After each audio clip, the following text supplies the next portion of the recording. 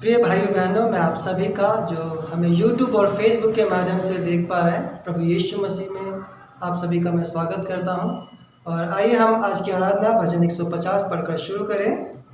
यहाँ की स्तुति करो, परमेश्वर के पवित्र स्थान में उसकी स्तुति करो, उसकी सामर्थ से भरे हुए आकाश मंडल में उसी की स्तुति करो, उसके पराक्रम के कामों के कारण उसकी स्तुति करो, उसकी अत्यंत बड़ाई के अनुसार उसकी स्तुति करो, नरसिंगा फूंकते हुए उसकी स्तुति करो, सारंगी और वीणा बजाते हुए उसकी स्तुति करो, डफ बजाते और नाचते हुए उसकी स्तुति करो, तार वाले बाजे और बांसुरी बजाते हुए उसकी स्तुति करो, ऊंचे शब्द वाली झांझ बजाते हुए उसकी स्तुति करो, आनंद के महाशब्द वाली झांझ बजाते हुए उसकी स्तुति करो।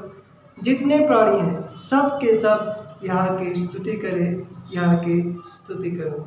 आइए हम अपने सिरों को झुकाएं और परमेश्वर से प्रार्थना करें। पिताजी, हम आपके सम्मुख आते हैं और धन्यवाद देते हैं प्रभु आज के सुंदर दिन के लिए परमेश्वर जो आपने हमें दिया है प्रभु। और जैसा कि आपका वचन कहता है, आज का दिन यहोवा ने बनाया है और हम इसमें आनंदित हैं। पिताजी, होने दे परमेश्वर के आज के इस दिन में प्रभु हम आनंद मना सके परमेश्वर, क्योंकि आपने हमें बचाया है, क्योंकि आपने प्यारे परमेश्वर अपने लहू का दाम देकर हमें मोल लिया है, हमें अपने बेटे और बेटियां बनाया परमेश्वर। धन्यवाद देते हैं प्रभु कि आप परमेश्वर हमारे स्थान पर क्रूस पर मरे प्रभु, आपने हमारे पापों का दंड प्रभु अपने ऊपर लिया, इसलिए हम आपको धन्यवाद देते हैं प्रभु। प्रभु, आप मारे गए, गाड़े गए, तीसरे दिन मृत्यु में से जी उठे, हम आपको धन्यवाद देते हैं परमेश्वर। धन्यवाद प्यारे परमेश्वर प्रभु। और हम प्रार्थना करते हैं परमेश्वर, आज की इस आराधना सभा को प्रभु आपके हाथों में सौंप देते हैं परमेश्वर। प्रभु, हर एक बात को प्रभु, हर एक कार्य को परमेश्वर, गीतों का गाया जाना परमेश्वर, और आपकी स्तुति आराधना का किया जाना परमेश्वर, और वचन का प्रचार किया जाना परमेश्वर, सब कुछ प्यारे पिता आपके हाथों में सौंपते हैं प्रभु। होने दें कि आपकी उपस्थिति हमारे बीच में प्रभु, आपका आत्मा हमारे जीवन में, हमारे हृदय में कार्य करे प्रभु। होने दें कि हम अपने जीवन से केवल और केवल आपके नाम को महिमा और आदर देने वाले बन सके प्रभु। होने दें प्रभु, हमें से प्रत्येक के जीवन को आप छुए प्रभु और बहाल करें प्यारे परमेश्वर प्रभु। एक बार फिर से इस पूरा आराधना सभा को आपके हाथों में सौंपते हुए विनती प्रार्थना अपने उद्धार करता, मुक्तिदाता प्रभु यीशु मसीह के नाम से मांगता हूं, आमीन।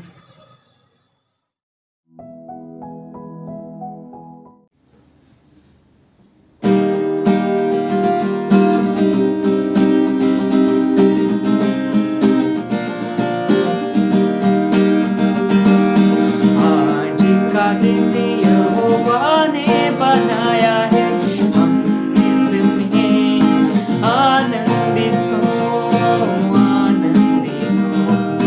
आज का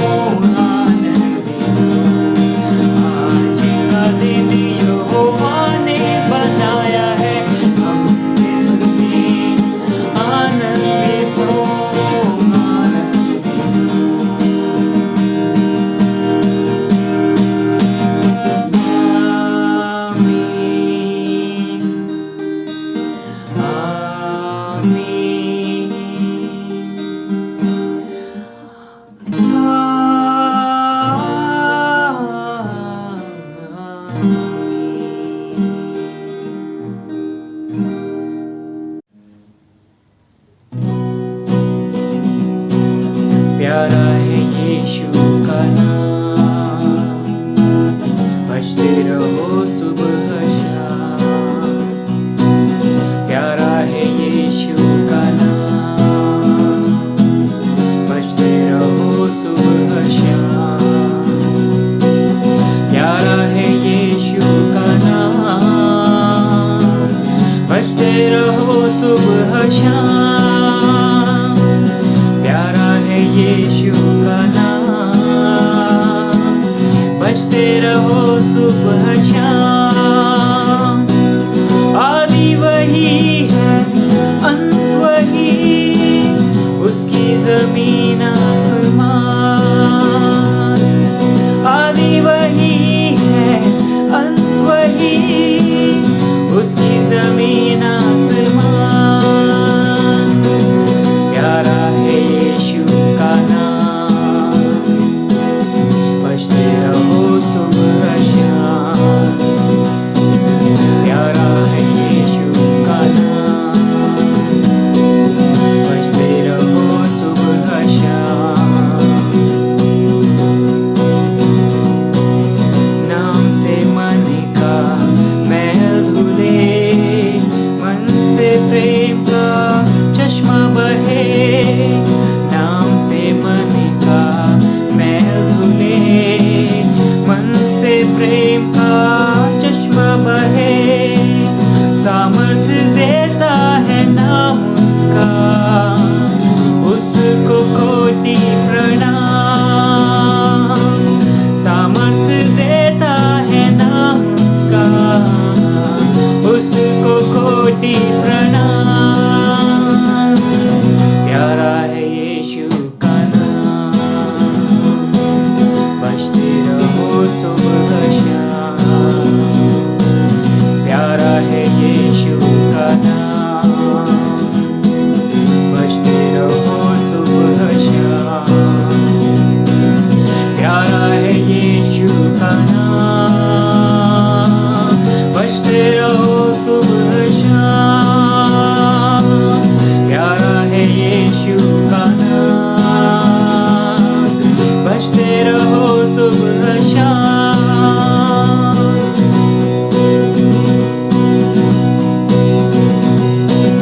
जीवन का जल वो देगा तुम्हें, आनंद से भर देगा तुम्हें। जीवन का जल वो देगा तुम्हें, आनंद से भर देगा तुम्हें। प्यासा तो फिर कभी ना होगा, नाश ना होगी तेरी जान। प्यासा तो फिर कभी ना होगा, नाश ना होगी तेरी जान।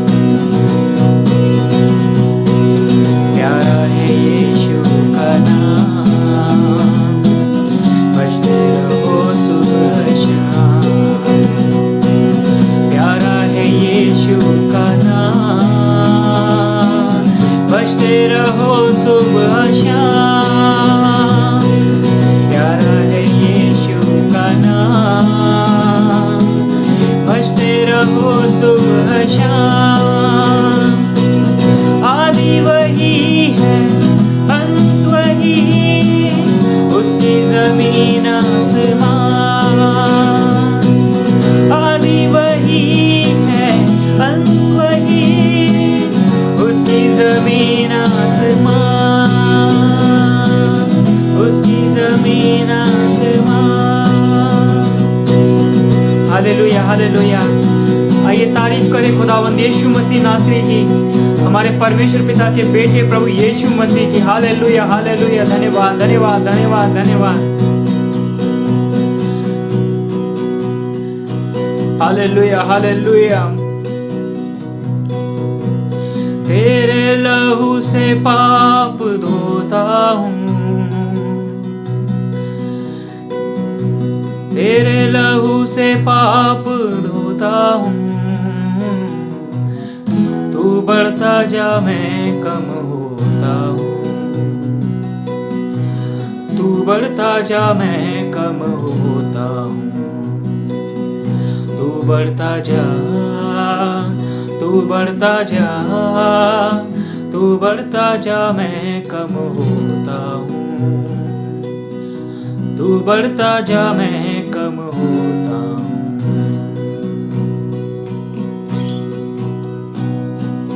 आइए धन्यवाद दे परमेश्वर को। खुदावंद यीशु मसीह आपकी स्तुति हो खुदावंद।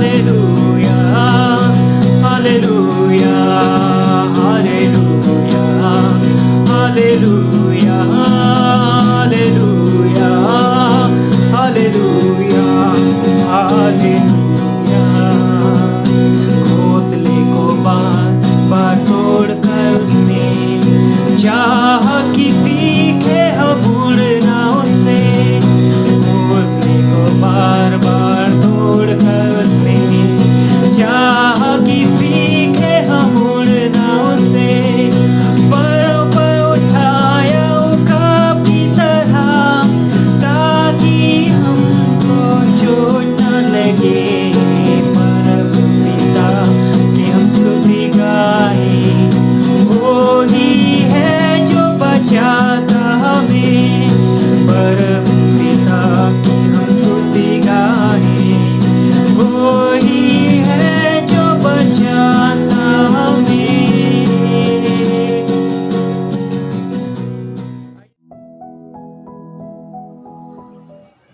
प्रियो, ये समय होगा कलीसिया सूचनाओं का।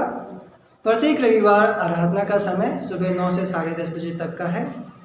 आप सभी फेसबुक और यूट्यूब के माध्यम से हमारे साथ जुड़ सकते हैं। हमारा फेसबुक अकाउंट है BBCF सोनी विहार सत्संग दिल्ली, तो आप वहां से आराधना का वीडियो देख सकते हैं। प्रत्येक महीने के अंतिम शनिवार को हम उपवास और प्रार्थना करते हैं। इस महीने की 29 तारीख को हम सभी अपना समय प्रार्थना और उपवास में बिताएं। हम प्रतिदिन नियमित रूप से परमेश्वर के वचन को पढ़ते हैं और अभी हमने लेवी व्यवस्था की पुस्तक को पढ़कर समाप्त किया है और अब हम गिनती की पुस्तक को पढ़ रहे हैं। तो आप सभी नियमित रूप से परमेश्वर के वचन को पढ़ते रहें। आप हमें ऑनलाइन के माध्यम से परमेश्वर के लिए अपनी भेंट अर्पण कर सकते हैं। नीचे स्क्रीन पर हमारी चर्च की बैंक डिटेल्स उपलब्ध है, जिसके माध्यम से आप अपनी भेंट हमें दे सकते हैं। आज की सूचना इस प्रकार से थी। धन्यवाद।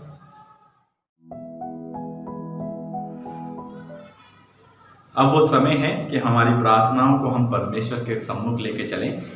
आइए हम सभी एक साथ परमेश्वर के सम्मुख चलें, अपने हाथों को जोड़ें, आंखों को बंद करें और कहें, हे जीवित परमेश्वर के पुत्र प्रभु यीशु मसीह, मुझ पापी पर दया करें। सर्वशक्तिमान परमेश्वर, मैं आपका धन्यवाद करता हूँ आज के इस समय के लिए प्रभु, इन तमाम धन्यवादों के लिए, इन प्रार्थनाओं के लिए प्रभु जो आपने हमारे जीवन में दी हैं, इसके लिए हम धन्यवाद दिए पिता परमेश्वर। हम सभी को आपके सम्मुख अर्पण करते हैं, क्योंकि आप अपने वचन में कहते हैं कि आप सुनने वाले परमेश्वर हैं।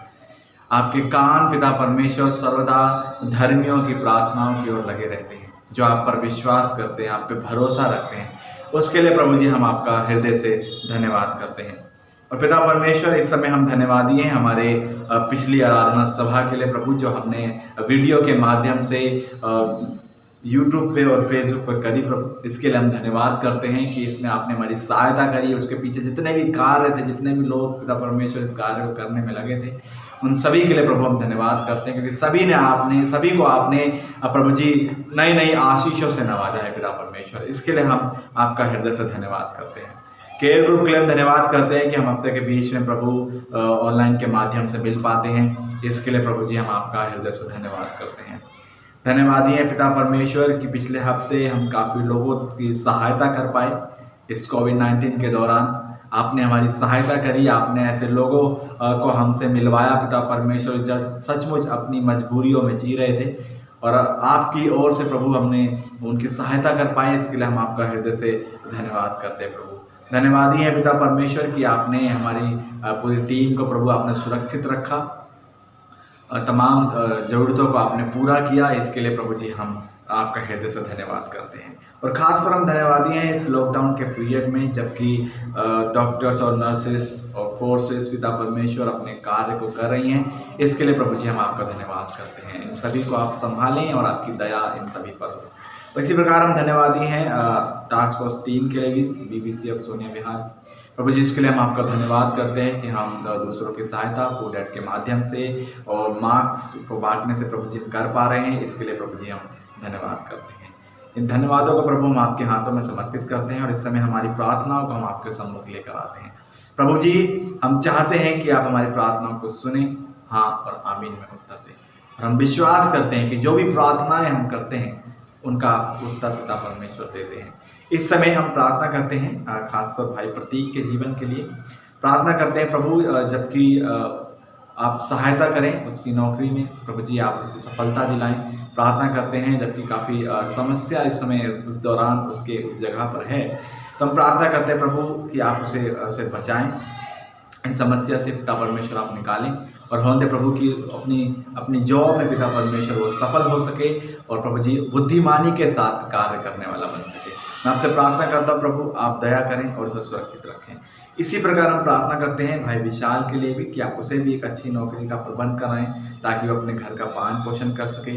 प्रार्थना करते हैं पिता परमेश्वर, जबकि किसी कारणवश उसके पैर में चोट लग गई है प्रभु, हम चाहते हैं कि आप उसे पूर्ण रूप स्वस्थ करें ताकि स्वस्थ होकर वो आपकी महिमा कर सके। इसी प्रकार हम प्रार्थना करते हैं उसके परिवार के लिए पिता परमेश्वर, खासतौर उसकी पत्नी संगीता के लिए प्रार्थना करते हैं जबकि प्रभु जी आपसे आशीष देने को जा रहे हैं इस वर्ष, तो हम प्रार्थना करते हैं कि आप दोनों को, बच्चा और बच्चा दोनों को प्रभु जी आप सुरक्षित रखें, उन्हें स्वस्थ रखें। इस कोविड-19 के दौरान आप उन्हें तमाम बीमारियों से बचा के रखें। प्रार्थना करते हैं उसके पिताजी के लिए और मम्मी के लिए भी प्रभु जी कि आप उन्हें भी स्वस्थ रखें, वो आपको जानें, आप पर विश्वास करें और होंगे प्रभु जी आपके सम्मुख आ सकें। प्रार्थना करते हैं इसी प्रकार कलीसिया के बच्चों के लिए और जवानों के लिए पिता परमेश्वर की जिनकी परीक्षाएं चल रही हैं, प्रार्थना करते हैं प्रभु आप दया करें और कि अपनी परीक्षाओं में सफल हो सके, जबकि ऑनलाइन के माध्यम से ये परीक्षाओं को दे रहे हैं। प्रार्थना करते हैं प्रभु आप दया करें ताकि इसमें सफल हों और इस माध्यम से प्रभु आपको स्तुति और आपको महिमा दे सकें। इन सभी को प्रभु जी आप अपनी बुद्धि दें, अपनी समझ दें, ताकि अपने कार्य को प्रभु जी आपकी महिमा के लिए कर सकें। इसी प्रकार हम प्रार्थना करते हैं भाई संतोष के जीवन के लिए। प्रभु जी हम प्रार्थना करते हैं कि आप उनके जीवन पे दया करें कि वो आपको बेहतरीन रूप से और पूर्ण रूप से पिता परमेश्वर को समझ सकें और पिता परमेश्वर आप पर विश्वास कर सकें और समझ सकें प्रभु जी किस प्रकार से आपने हमारे जीवनों में प्रभु जी अपने बलिदान को दिया ताकि हमारे जीवन प्रभु आप में बचाए जा सके। प्रार्थना करते हैं जबकि वो चाहते हैं कि इस वर्ष प्रभु जी उनके जो घर का आपने प्रबंध कराया उसे बना सकें, तो हम प्रार्थना करते हैं जो भी ज़रूरतें हैं उनके जीवन में प्रभु जिसके लिए वो कार्य कर रहे हैं प्रभु, हम चाहते हैं कि उन ज़रूरतों को उनके जीवन में आप पूरा करें। प्रार्थना करते हैं प्रभु आप दया करें और इसी वर्ष प्रभु हम इस महिमा को, इन हमारी प्रार्थनाओं को पूरा होते देख पाएँ। हम विनती करते हैं प्रभु आप देखें, उनके पूरे परिवार को आप संभालें, बहन उषा को संभालें, उनके दोनों बच्चों को प्रभु आप उन पर दया करें ताकि सभी प्रेम में एक साथ मिलकर आपकी स्तुति और एक दूसरे से प्रेम में प्रभु आपकी महिमा कर सकें। इसी प्रकार हम प्रार्थना करते हैं बहन सीमा के लिए। प्रार्थना करते हैं प्रभु जबकि काफ़ी समय से उनका स्वास्थ्य ठीक नहीं है, प्रभु हम प्रार्थना करते हैं कि आप उन्हें पूर्ण रूप चंगाई दें, वो स्वस्थ हों, और जबकि ब्लड प्रेशर का भी उनका समस्या होता रहता है प्रभु हम प्रार्थना करते हैं कि आप उन पर दया करें, उन्हें स्वस्थ करें और प्रभु जी वो आपको इस माध्यम से आपका आदर और आपकी महिमा करने वाली बन सके। इसी प्रकार हम प्रार्थना करते हैं भाई संतोष के जीवन के लिए जबकि उनके मुंह में छाले हैं पिता परमेश्वर। प्रार्थना करते हैं कि आप दया करें और वो इस समस्या से निजात पा सकें। प्रार्थना करते हैं धीरज की मम्मी के लिए पिता परमेश्वर। प्रार्थना करते हैं कि जबकि वो भी काफ़ी समय से बीमार चल रही हैं, प्रार्थना करते हैं प्रभु आप उन्हें भी छुएं और जो भी समस्याएं उनके जीवन में इस समय हैं इस बीमारी को लेकर प्रभु तब प्रार्थना करते हैं कि आप उन्हें पूर्ण रूप चंगाई दें ताकि वो स्वस्थ हों और आपकी महिमा करें।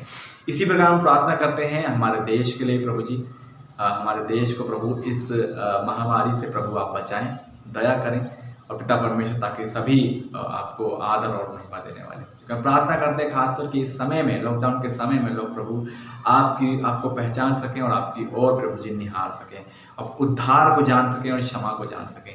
प्रभु हम चाहते हैं कि हर एक लोग प्रभु आपके नाम पर विश्वास करने वाले बने और आपकी महिमा करने वाले बने।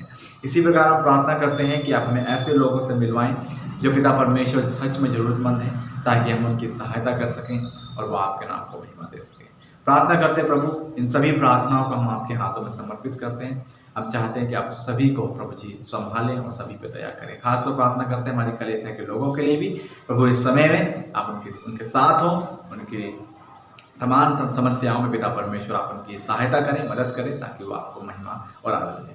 धन्यवाद है प्रार्थना सुनने के लिए। सब कुछ आपके हाथों में समर्पित करते हैं और विनती प्रार्थना हमारे उद्धारकर्ता मुक्तिदाता प्रभु यीशु मसीह के नाम से मांगते हैं, आमीन।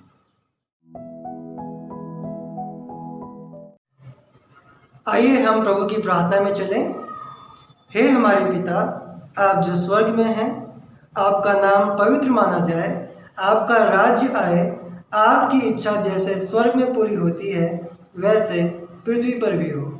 हमारे दिन भर की रोटी आज हमें दे और जिस प्रकार हमने अपने अपराधियों को क्षमा किया है वैसे ही आप भी हमारे अपराधों को क्षमा करें और हमें परीक्षा में न लाएं परंतु बुराई से बचाएं, क्योंकि राज्य और पराक्रम और महिमा सदा आपके ही हैं, आमीन। प्यारे बच्चों, आप सभी को एक बार फिर से जय मसीह की। आइए आज एक बार फिर से हम परमेश्वर के वचन से एक नई कहानी को देखेंगे और ये कहानी है एक लकवे के रोगी की जिसको प्रभु यीशु मसीह ने चंगा किया। और ये कहानी इस प्रकार से है कि कई दिन के बाद यीशु मसीह फिर से कफरनहूम में आए और सुना गया कि वे घर में हैं। फिर इतने लोग इकट्ठा हो गए कि द्वार के पास भी जगह ना थी, और वह उन्हें वचन सुना रहा था। और लोग एक लकवे के रोगी को 4 मनुष्यों से उठवाकर उसके पास ले आए, परंतु जब वे भीड़ के कारण उसके पास ना पहुंच सके, तो उन्होंने उस घर की छत को जिसके नीचे यीशु मसीह थे खोल दिया, और जब वे उसे उधेड़ चुके तो उस खाट को जिस पर वह लकवे का रोगी पड़ा था लटका दिया। यीशु ने उनका विश्वास देखकर उस लकवे के रोगी से कहा, हे पुत्र, तेरे पाप क्षमा हुए। तब कई शास्त्री जो वहाँ बैठे थे अपने अपने मन में विचार करके कहने लगे, यह मनुष्य ऐसा क्यों कहता है?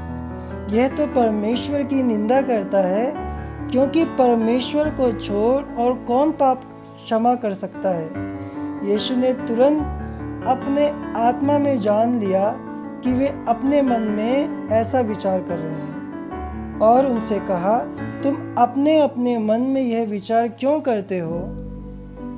क्या आसान है, क्या लकवे के रोगी से यह कहना कि तेरे पाप क्षमा हुए, या ये कहना कि उठ अपनी खाट उठा और चल फिर? परंतु मैंने ये इसलिए कहा ताकि तुम जान लो कि मनुष्य के पुत्र को पृथ्वी पर पाप क्षमा करने का भी अधिकार है।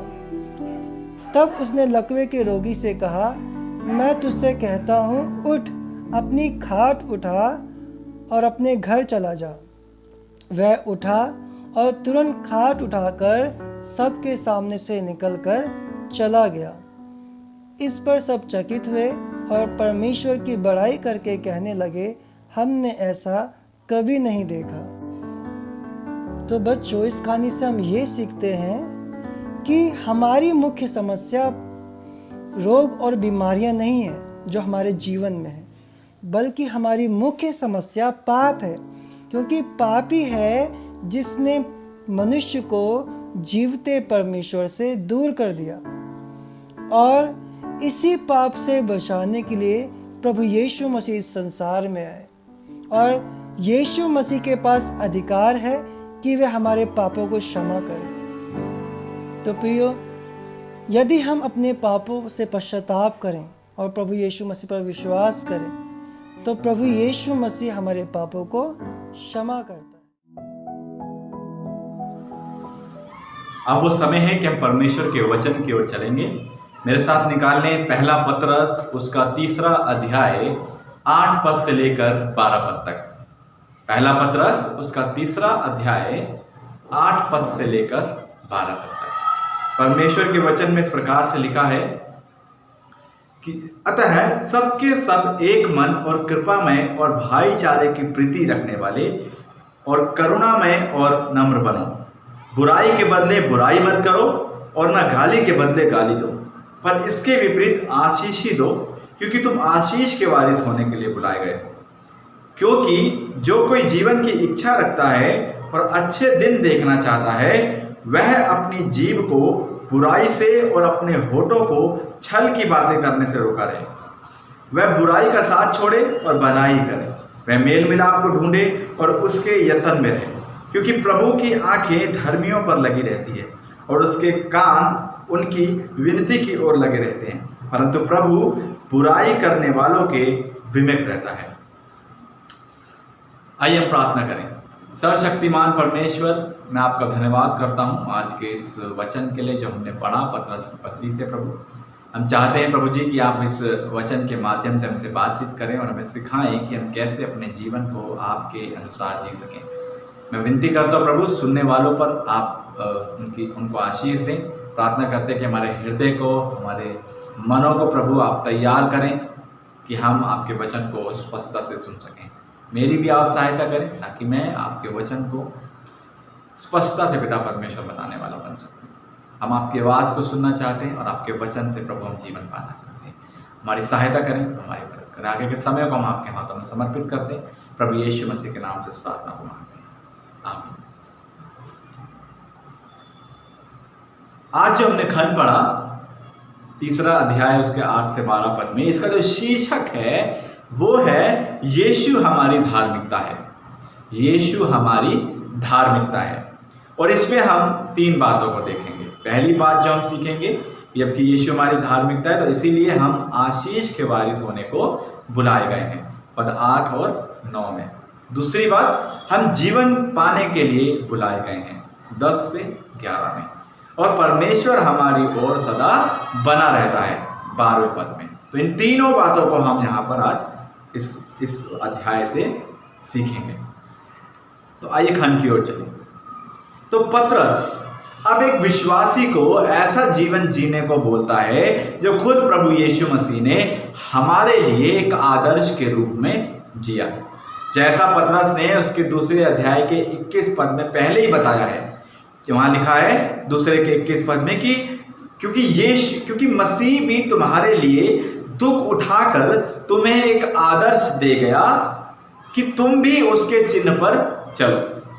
परमेश्वर ने हमारे लिए दुख उठाकर एक धार्मिकता का जीवन जिया ताकि हम भी जब इस संसार में दुख उठाते हैं तो इस प्रकार का जीवन जी सकें जो यीशु ने हमारे लिए जीकर क्या करा, दिखाया। इसलिए मैंने इन पदों का शीर्षक जो था दिया वो है यीशु हमारी धार्मिकता है। क्योंकि जैसा पतरस एक मसीह व्यक्ति को जीवन जीने के लिए यहाँ पर बोलता है, वैसा जीवन खुद प्रभु यीशु मसीह ने सिर्फ हमें बोला ही नहीं है, परंतु वैसा जीवन उसने खुद जी कर दिखाया, ताकि हम भी इस संसार में जब दुखों को उठाते हैं तो उसकी ओर निहार सकें जो हमें एक आदर्श दे गया। इसलिए पतरस चाहता है और यहाँ बोलता भी है कि हमने दुखों को, सताव को उठाते हुए भी एक धार्मिकता से भरा हुआ जीवन क्या करें, जी, ताकि न्याय के दिन में जब हमारा न्याय होगा, समस्त मानव जाति का न्याय होगा, तो उस दिन में हम परमेश्वर हमारी क्या रहे और रहे, हम परमेश्वर के साथ रह सकें। इसीलिए हम पहली बात को यहाँ देखेंगे कि जबकि यीशु हमारी धार्मिकता है तो हमें याद रखना है कि हम आशीष के वारिस होने को बुलाए गए हैं, पद 8 में और 9 में। आइए इन 2 पदों को पढ़ें। वहाँ इस प्रकार से लिखा है, अतः सबके सब एक मन, कृपा में, भाईचारे की प्रीति रखने वाले, करुणा में और नम्र बनो। बुराई के बदले बुराई मत करो और न गाली के बदले गाली दो, पर इसके विपरीत आशीष ही दो, क्योंकि तुम आशीष के वारिस होने के लिए बुलाए गए हो। वचन हमें बताता है कि एक मसीह व्यक्ति के जीवन में ये सभी बातें होनी चाहिए जो अभी हमने 8 अध्याय और 9 अध्याय में पढ़ी, कि सबके सब एक मन और कृपामय हो, भाईचारे के साथ रहें, करुणामय हो, नम्रता का जीवन जिए, बुराई के बदले बुराई ना करें और ना गाली के बदले गाली दें, वरन इसके बदले आशीष ही दें, क्योंकि हम आशीष के वारिस होने के लिए बुलाए गए हैं। इस संसार में से हम इसलिए चुने गए हैं ताकि हम आशीष के वारिस हो सकें, और इसीलिए परमेश्वर ने हमें क्या किया है, बुलाया है। लेकिन हम ऐसा सोच सकते हैं अपने जीवन में कि हमारे मन में ये ख्याल आ सकता है कि जिस संसार में हम रहते हैं या फिर जिस माहौल में हम जी रहे हैं उसमें रहते हुए हमें ऐसा जीवन जीना एक कठिन कार्य सा लग सकता है कि कैसे ऐसे जीवन को जी सकते हैं, कि कैसे कोई ऐसे जीवन को जी सकता है जैसा अभी पतरस ने जीने के लिए बोला। जबकि हर तरफ लड़ाइयाँ हैं, हर तरफ कलेश है, तो कैसे कोई व्यक्ति ऐसे जीवन को जी सकता है। परंतु हमें याद रखना है कि हम इस संसार में अलग किए गए हैं, परमेश्वर ने हमें अलग किया है ताकि हम उसकी संतान कहलाएं, परमेश्वर की संतान कहलाएं। और कैसे हम परमेश्वर की संतान ठहरेंगे? तब जब हम यीशु मसीह को सुनेंगे, उस पर विश्वास करेंगे, उसकी आज्ञाओं को अपने जीवन में पूरा, जब उसके वचन में लिखा, जब उसके अनुसार अपने जीवन को जिएंगे। जैसा मत्ती रचित सुसमाचार उसके 5 के 44 पद में यीशु ने कहा, परंतु मैं तुमसे ये कहता हूं कि अपने बैरियों से प्रेम रखो और अपने सताने वालों के लिए प्रार्थना करो, जिससे तुम अपने स्वर्गीय पिता की संतान ठहरोगे। परमेश्वर ने यहाँ पर हमें एक तरीका बताया कि कैसे हम उसकी संतान ठहरेंगे। यदि हम अपने बैरियों से प्रेम रखें, अपने सताने वालों के लिए प्रार्थना करेंगे, तब हम परमेश्वर की ये संतान क्या करेंगे, ठहरेंगे। हमें याद रखना है कि उसने हमें आशीष का वारिस होने के लिए बुलाया है, और परमेश्वर चाहता है कि उस पर विश्वास करने वाले लोग भी वैसा जीवन जिए जैसा उसके पुत्र ने जिया, ताकि हम जीवन के वारिस बन सके। हर एक व्यक्ति अपने जीवन में परमेश्वर की ओर से आशीषित होना चाहता है। हर कोई चाहता है कि परमेश्वर हमें क्या करे, आशीष दे, हमें आशीषित करे, हमारे परिवार को आशीषित करे, हमारी कमाइयों में आशीषित करे, हमारे जहां हम कार्य करते वहां हमें आशीषित करे, हर जगह आशीषित करे। परंतु हम उस कार्य और उस जीवन को जीना नहीं चाहते हैं जिससे वो हमें आशीषित करेगा। हम चाहते ही नहीं कि हम उस अनुसार जिए जिसके अनुसार परमेश्वर हमें क्या करे, आशीषित करे। तो यदि हम आशीषित होना चाहते हैं तो ये जरूरी है कि हम परमेश्वर की आज्ञा के अनुसार अपने जीवन को जिए। अगर हम उदाहरण देखें, परमेश्वर ने कई उदाहरणों को अपने वचन में हमारे लिए रखा है। तो जिसमें से हम पहला उदाहरण देखें, यदि यूसुफ के जीवन को हम देखें तो वो अपने ही भाइयों के द्वारा से दूसरों के हाथों में बेचा गया था। लोग हमेशा यूसुफ की बुराई करने को ठाने रहते थे, उसके भाई। बाद में यूसुफ एक झूठे आरोप में कैद में भी डाल दिया गया, लेकिन फिर भी वो एक कार्य करता रहा। वो अपने जीवन में परमेश्वर के साथ उसकी विश्वास योग्यता में और उसकी आज्ञाकारिता में जीता रहा। इतना दुख उठाने के बावजूद भी, इतना सताव सहने के बावजूद भी वो अपने जीवन को परमेश्वर की विश्वास योग्यता और उसकी आज्ञाकारिता में क्या होगा, जीता रहा। और परमेश्वर ने उसे मिस्र में एक प्रधानमंत्री करके क्या करा, नियुक्त किया। और जब परमेश्वर ने उसको प्रधानमंत्री करके नियुक्त किया तो उसने बुराई के बदले अपने भाइयों के साथ बुराई नहीं करी, परंतु उसने भलाई ही करी। वो चाहता तो बुराई कर सकता था, चाहता तो उन्हें कैद खाने में डाल सकता था क्योंकि उसके पास पावर थी, लेकिन उसने ऐसा नहीं किया। उसने उनकी बुराई के बदले क्या करी, भलाई ही करी। और हम दाऊद के जीवन से भी देख सकते हैं कि क्यों परमेश्वर दाऊद को कहता था कि ये मेरे मन के अनुसार है। यदि हम देखें तो राजा शाऊल हमेशा दाऊद को मारने की ताक में लगा रहता था कि कैसे वो उसको जान से मार दे, लेकिन फिर भी कभी भी दाऊद ने शाऊल के प्रति अपने हाथ को नहीं उठाया, उसकी बुराई करने को नहीं ठाना। और इसका कारण ये हुआ, जो दाऊद एक चरवाहे के रूप में बुलाया गया था, अब वही दाऊद एक राजा के रूप में पहचाना जाता है। तो ये कारण था कि परमेश्वर ने कैसे उसको ऊंचा उठाया, कैसे परमेश्वर ने यूसुफ को ऊंचा उठाया। तो हमें ध्यान देना है कि क्या हमें करना है। जैसा पतरस ने दूसरे अध्याय के 20 पद में भी कहा कि क्योंकि यदि तुमने अपराध करके घूसे खाए और धीरज धरा तो इसमें क्या बड़ाई की बात है, पर यदि भला काम करके तुम उठाते हो और धीरज धरते हो तो यह परमेश्वर को भाता है, परमेश्वर इससे प्रसन्न होता है। और जो परमेश्वर को भाता है वो परमेश्वर की नज़र में मूल्यवान होता है। हमें नहीं भूलना है कि हम वैसे नहीं हैं जैसे हम पहले अंधकार में थे, परंतु अब हम ज्योति में हैं। तो ये जरूरी है कि जब हम ज्योति में हैं तो ज्योति के समान चमके भी। पद 9 में पतरस कहता है, बुराई के बदले बुराई मत करो और न गाली के बदले गाली दो, पर इसके विपरीत आशीष ही दो, क्योंकि तुम आशीष के वारिस होने के लिए बुलाए गए हो। हम जानते हैं कि हम एक ऐसे संसार में हैं जहां हर तरफ दुष्टता और इसी से भरा हुआ स्वभाव हम क्या करते हैं, देख पाते हैं। लड़ाइयों को देखते हैं, झगड़ों को देखते हैं, कोई किसी को मार रहा है, कोई किसी को मार रहा है। तभी तो पतरस कहता है कि आप बुराई के बदले बुराई ना करें और ना गाली के बदले गाली दो। क्यों? क्योंकि आप आशीष के वारिस होने के लिए बुलाए गए।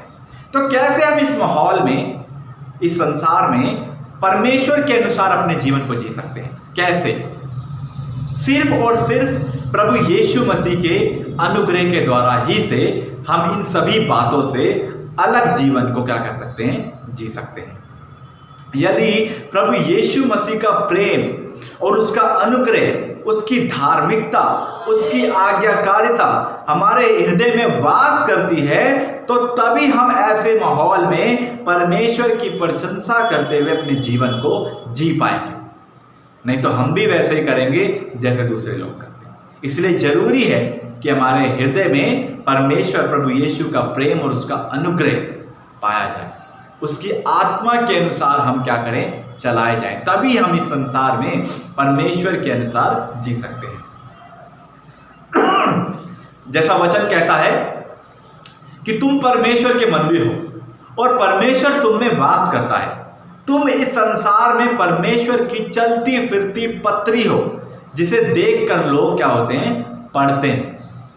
हमारे चेहरे पर नहीं लिखा है कि हम बचाए गए लोग हैं या फिर हम मसीह हैं, पर हम अपने स्वभाव से दूसरों को हमें अपने स्वभाव से दूसरों को दिखाने की जरूरत है कि हम परमेश्वर हमारे साथ रहता है, परमेश्वर हम में वास करता है।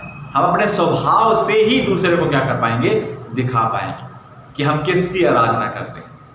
यदि हम बुराई के बदले बुराई करेंगे और गाली के बदले गाली देंगे तो कैसे लोग समझ पाएंगे कि जिस परमेश्वर की हम आराधना करते हैं वो कितना प्रेमी है, वो हमारे अंदर वास करता है, कैसे नहीं समझ पाएंगे। तो इसलिए जरूरी है कि हम परमेश्वर की आज्ञाकारिता को, उसके अनुग्रह में, उसकी धार्मिकता में अपने जीवन को क्या करें, जी।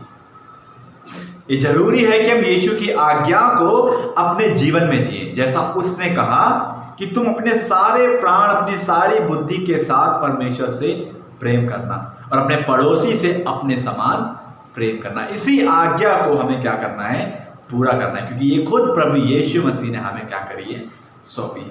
और वचन हमें बताता है कि जो लोग परमेश्वर से प्रेम करते हैं, जो लोग परमेश्वर से प्रेम करते हैं, वो उसकी आज्ञाओं को क्या करते हैं, मानते हैं। अगर हम यीशु से प्रेम करते हैं, यदि हम परमेश्वर से प्रेम करते हैं, तो हम उसकी आज्ञाओं को मानेंगे। इसीलिए हमें हमारे जीवन में परमेश्वर के अनुसार जीने के लिए हमें सर्वसिद्ध यीशु की ओर देखना है। अगर हमें लगता है कि हम ऐसा जीवन नहीं जी पाएंगे या हमसे नहीं हो पाएगा, तो हमें परमेश्वर पिता ने अपने पुत्र को दिया है जो सर्वसिद्ध है। हमें उसके पास आना है, हमें उसकी ओर निहारना है, क्योंकि वही है जो हमें ताकत देगा, हमें सामर्थ देगा कि हम ऐसे जीवन को इस संसार में रहते हुए जी सकें। इसीलिए हमें हमारे जीवन में परमेश्वर के अनुसार जीने के लिए हमें सर्वसिद्ध यीशु की ओर देखने की जरूरत है, जिसने खुद ये जीवन जी के दिखाया है, जिसका वचन हमें ऐसा जीवन जीने के लायक बना सकता है, जिसका प्रेम और अनुग्रह हमें ऐसा जीवन जीने में हमारी सहायता करता है। इसलिए हमें उसके पास आने की जरूरत है। और हमारे इस तरह से जीवन को जीने के लिए यीशु मसीह से अच्छा उदाहरण और कोई नहीं हो सकता। उसके विषय में जैसा लिखा है कि ना तो उसने पाप किया और ना उसके मुंह से छल की कोई बात निकली। वह गाली सुनकर गाली नहीं देता था और दुख उठाकर किसी को भी धमकी नहीं देता था, पर अपने आप को सच्चे न्याय के हाथों में सौंपता था। प्रभु यीशु मसीह ने हमारी बुराइयों को अपने ऊपर ले लिया और हमारे पापों को उसने अपनी देह पर ले लिया। देह पर लिए हुए वो क्रूस पर चढ़ गया और इसीलिए उसने ऐसा किया ताकि हम पापों के लिए मरकर धार्मिकता के लिए अपने जीवन को जी सकें। इसीलिए प्रभु यीशु मसीह ने इस कार्य को किया। इसीलिए हम सदा भलाई की ही चेष्टा करें, क्योंकि परमेश्वर ने हमारे साथ क्या करी है, भलाई की है। हर बात में धन्यवादी रहें, क्योंकि परमेश्वर ने हमारे लिए अपने प्रिय पुत्र में अपनी इच्छा को क्या करा है, पूरा किया है। इसीलिए हम प्रभु यीशु मसीह के पास आए, तभी हम इस प्रकार का जीवन क्या करेंगे, जी पाएंगे। दूसरी बात जो हम देखेंगे वो है हम जीवन पाने के लिए बुलाए गए हैं। पद 10 में और 11 में, आइए इस पद 10 और 11 को पढ़ें। वहां लिखा है, क्योंकि जो कोई जीवन की इच्छा रखता है और अच्छे दिन देखना चाहता है, वह अपनी जीभ को बुराई से और अपने होठों को छल की बातें करने से रोका रहे। वह बुराई का साथ छोड़े और भलाई ही करे और मेल मिलाप को ढूंढे और उसके यत्न में रहे। तो पतरस कहता है कि जो कोई जीवन की इच्छा रखता है या उससे प्रेम रखता है, वो पहले अपनी जीभ को बुराई से और अपने होठों को छल की बातें करने से रोके रहे, बुराई का साथ छोड़े और मेल मिलाप को करे, मतलब अपने आप को दुष्टता करने से दूर रखे, क्योंकि जो दुष्टता करता है वो जीवन का वारिस नहीं होगा। पतरस भजन संहिता 34 अध्याय के उसके 12 से 16 पदों को उन शब्दों को यहाँ पर इस्तेमाल करता है इस 10 और 12 पद में। वहाँ लिखा है भजन संहिता 34 में उसके 12 से 16 पद में कि वह मनुष्य है, वह कौन मनुष्य है जो जीवन की इच्छा रखता है, जो अपनी जीभ को बुराई से रोक रख और अपने मुंह की चौकसी कर कि उससे छल की बात ना निकले। यदि हम अपने जीवन को देखें तो जो मसीह में बचा लिए जाने से पहले का था तो हम इन्हीं सब बातों में फंसे हुए थे, परंतु अब जब यीशु के पास आने के द्वारा से हमने नया जीवन पाया है तो वचन कहता है कि हमें हमारे जीवन से बुराई को और छल कपट की बातों को निकाल फेंकना है, क्योंकि परमेश्वर ने हमें अपने प्रिय पुत्र में अनंत जीवन को पाने के लिए बुलाया है। इसलिए जरूरी है कि हम इन बातों को अपने जीवन से क्या करें, हम निकाल फेंकें, ताकि हम उसके वारिस बन सकें जिस वारिस बनने के लिए परमेश्वर ने हमें अपने पास बुलाया। भजन संहिता 119 उसके 101 पद में लिखा है, भजनकार वहां कहता है कि मैंने अपने पांव को हर एक बुरे रास्ते से रोक रखा है जिससे मैं तेरे वचन के अनुसार चलूं। क्यों वो यहां पर ऐसा बोलता है?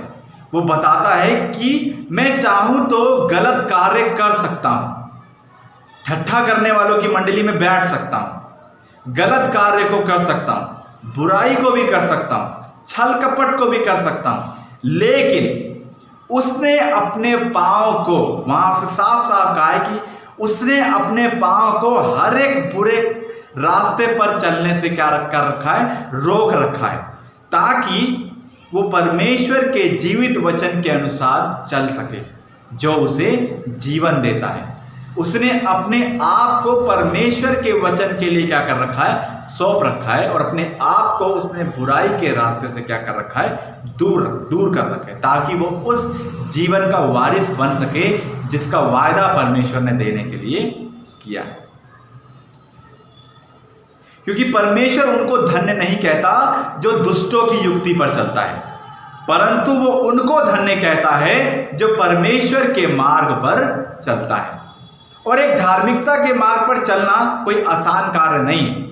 जैसा मत्ती रचित सुसमाचार उसके 7 अध्याय के 13 और 14 पद में यीशु मसीह ने कहा, सकेत फाटक से प्रवेश करो, क्योंकि चौड़ा है वह फाटक और सरल है वह मार्ग जो विनाश को पहुंचाता है, और बहुत से हैं जो उसमें प्रवेश करते हैं। क्योंकि सकेत है वह फाटक और कठिन है वह मार्ग जो जीवन को पहुंचाता है, और थोड़े हैं जो उसे पाते हैं। हमें उस मार्ग पर चलना है जो सकेत तो जरूर है, पर यह हमें जीवन की ओर लेके जाता है, और हम इसीलिए बुलाए भी गए हैं। हमारे पास एक ऐसी धार्मिकता है जो हमारे जीवन को परमेश्वर के मार्ग पर चलने और उसके अनुसार जीने में हमारी सहायता करती है। परमेश्वर का वचन हमारे साथ है जो हमें ऐसा जीवन जीने के लिए हमारे साथ कार्य करता है। और कैसे हम इस मार्ग को अपने जीवन में जी सकते हैं? परमेश्वर की व्यवस्था पर और उसके वचन पर रात दिन ध्यान और मनन करके। और क्यों जरूरी है हमारे लिए रात दिन उसके वचन पर मनन और ध्यान करना? ताकि वो हमारे दिमाग से उतर कर, यानी परमेश्वर का वचन हमारे दिमाग से उतर कर हमारे मन में, हमारे हृदय में बस जाए, ताकि हम उसके प्रति कोई भी पाप ना करें। यदि हम उसके वचन को अपने हृदय में उतार लेते हैं तो उसका वचन हमें पाप करने से रोके रहेगा। इसीलिए प्रभु ने कहा, मार्ग, सत्य और जीवन मैं ही हूं, और बिना मेरे द्वारा कोई भी परमेश्वर के राज्य में प्रवेश नहीं कर सकता। इसीलिए हमें यीशु के साथ, उसके वचन के साथ अपने आप को बनाए रखना है, ताकि हम उसके अनुसार अपने जीवन को इस संसार में जी सकें। क्योंकि यदि प्रभु यीशु मसीह ने अपने साथ बुराई करने वालों के विषय बुराई करी होती तो मैं समझता हूं कि हम आज इस जीवन को नहीं पा पाते जो हमने परमेश्वर से पाया है। हम परमेश्वर के प्रेम को नहीं देख पाते जिसको हम आज देख चुके हैं या जिसको हम आज पा चुके हैं। हम अनंत जीवन के वारिस नहीं हो पाते जिसके लिए यीशु ने हमें अपने पास बुलाया। उसने हमारे लिए बुराई को सहा, उसने हमारे लिए घूसे खाए, उस पर थूका गया, उसको मारा गया, वह हमारे पापों को लेकर क्रूस पर चढ़ गया ताकि हम धर्मी ठहराए जाएं। वो हमारे लिए इस तरह जिया कि हम उसमें अनंत जीवन पा जाएं। इसलिए पतरस कहता है कि हम अपनी जीभ को बुराई करने से और अपने होठों को छल की बातें करने से रोके रहना है। जैसा याकूब की पत्री उसका 1 अध्याय 26 पद में लिखा है कि यदि कोई अपने आप को भक्त समझे और अपनी जीभ पर लगाम ना दे पर अपने हृदय को धोखा दे तो उसकी जो भक्ति है वो क्या है? व्यर्थ है।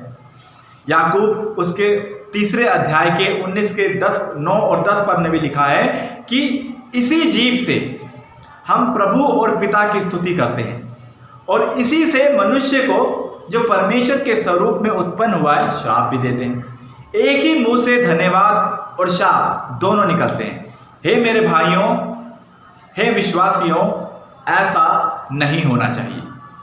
हमें ऐसा नहीं करना है। हमें अपने इसी जीभ से सिर्फ परमेश्वर की स्तुति और उसका धन्यवाद करना है। इसलिए यदि आप अपने जीवन में परमेश्वर की आशीषों को पाना चाहते हैं, जीवन को देखना चाहते हैं, तो ये जरूरी है कि हम परमेश्वर की आज्ञा में अपने जीवन को जिएं।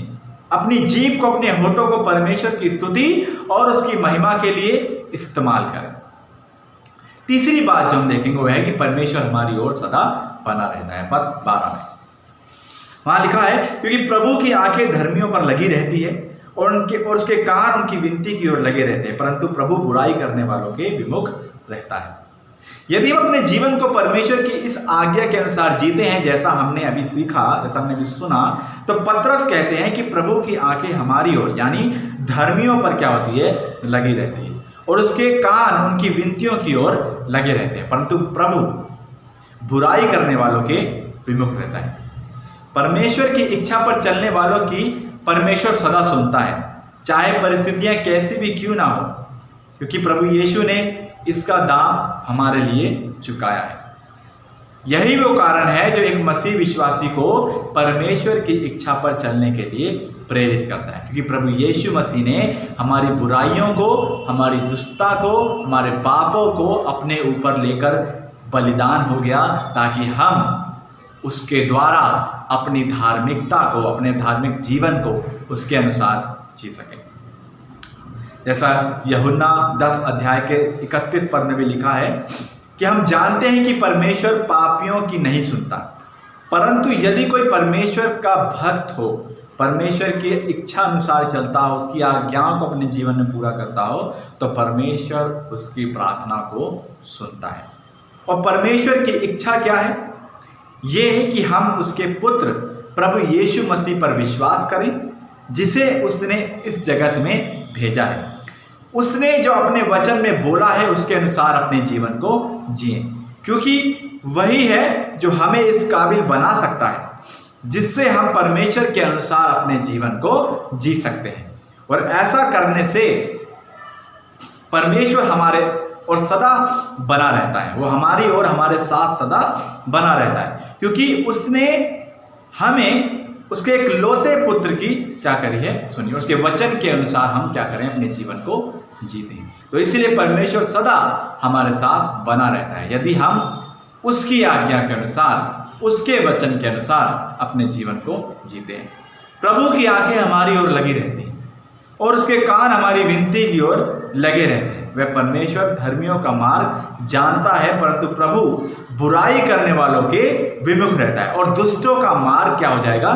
नष्ट हो जाएगा। वो उस घास के समान है जो आज तो हरी भरी दिख रही है, परंतु कल आग में झोंक दी जाएगी। यदि आज के समय में हम अपने जीवन से बुराई को, छल कपट को, गाली देने को नहीं दूर कर पा रहे हैं, तो ये जरूरी है कि हम अपने आप को, अपने जीवन को, अपने आत्मा को, अपने जीवन को प्रभु यीशु मसीह के हाथों में क्या कर दें? सौंप दें, क्योंकि उसका लहू जो हमें नया जीवन देने के लिए और हमें हमारे पापों से छुड़ाने के लिए कलवरी क्रूस पर बहाया गया, वो ही है जो हमें इन सभी आदतों से आज़ाद कर सकता है और हमें ऐसा जीवन देता है जिसमें परमेश्वर हमारी ओर और हमारे साथ साथ बना रहता है और उसकी आंखें सदैव हमारी ओर बनी रहती है। क्योंकि प्रभु यीशु मसीह जो पहले एक मेमने के रूप में जगत का उद्धार करने को आया है, पर अब दूसरी बार वो सिंह के समान जगत का न्याय करने को आएगा। इसीलिए जरूरी है कि हम जैसा मसीह है उसी की धार्मिकता में अपने जीवन को क्या करें, जिएं। इसलिए जरूरी है कि अपने जीवन को परमेश्वर की धार्मिकता जो उसने हमें प्रभु यीशु मसीह में सौंपी है उसके अनुसार क्या करें, जिएं, ताकि हम उसकी आशीष के वारिस हो सकें, उससे जीवन पा सकें और परमेश्वर हमारे साथ हो सके और हम सदा काल तक उसके साथ अपने जीवन को जी सके। इसीलिए पतरस इन बातों को एक मसीह जीवन में जीने के लिए बोलता है, ताकि न्याय के दिनों में हम परमेश्वर के साथ हों और परमेश्वर हमारी ओर हो सके। परमेश्वर आप सभी को आशीष दे। आइए हम प्रार्थना करें। सर्वशक्तिमान परमेश्वर, मैं आपका धन्यवाद करता हूँ आज के इस वचन के लिए। और प्रभु जी, मैं आपसे प्रार्थना करता हूँ कि हम सभी ये जो कहा गया वचन में जो लिखा है प्रभु, उसके अनुसार अपने जीवन को जी सकें। और मैं आपसे प्रार्थना करता हूँ कि हम समझ सकते हैं कि जीवन इस संसार में रहते हुए जीना थोड़ा कठिन है, लेकिन प्रभु आपने अपने आप को हमें सौंपा है, आपने अपनी पवित्र आत्मा को हमें सौंपा है। तो हम चाहते हैं प्रभु कि आप हमें उसके अनुसार चलाएं, ताकि हम इस जीवन को जी सकें। आप ही हैं जो सर्वसिद्ध हैं, जो हमें ऐसा जीवन जीने के लिए प्रेरित करते हैं, हमारे जीवन को बदल देते हैं, ताकि हम एक ज्योति के संतान बनकर इस जीवन को जी सकें। प्रभु, मैं आपसे विनती करता हूँ हमारे सभी भाई बहनों को, हम सभी विश्वासियों को ऐसा जीवन जीने में आप हमारी सहायता करें। धन्यवादी हैं आज के इस वचन के लिए और इस संगति के लिए। प्रभु, सब कुछ आपके हाथों में समर्पित करते हैं और आपका धन्यवाद करते हैं आपकी उपस्थिति के लिए। प्रभु यीशु मसीह के नाम से इस प्रार्थना को मांगते हैं, आमीन। आइए हम आशीष वचन की ओर चलें। अब जो तुम्हें ठोकर खाने से बचा सकता है और अपनी महिमा की भरपूरी के सामने मगन और निर्दोष करके खड़ा कर सकता है, उस एकमात्र परमेश्वर हमारे उद्धारकर्ता की महिमा और गौरव और पराक्रम और अधिकार हमारे प्रभु यीशु मसीह के द्वारा जैसा सनातन काल से है, अब भी हो और युगानुयुग होता रहे, आमीन। आप सभी को जय मसीह की। परमेश्वर आप सभी को आशीष दे और सदैव आपके साथ रहे। सभी को जय मसीह की।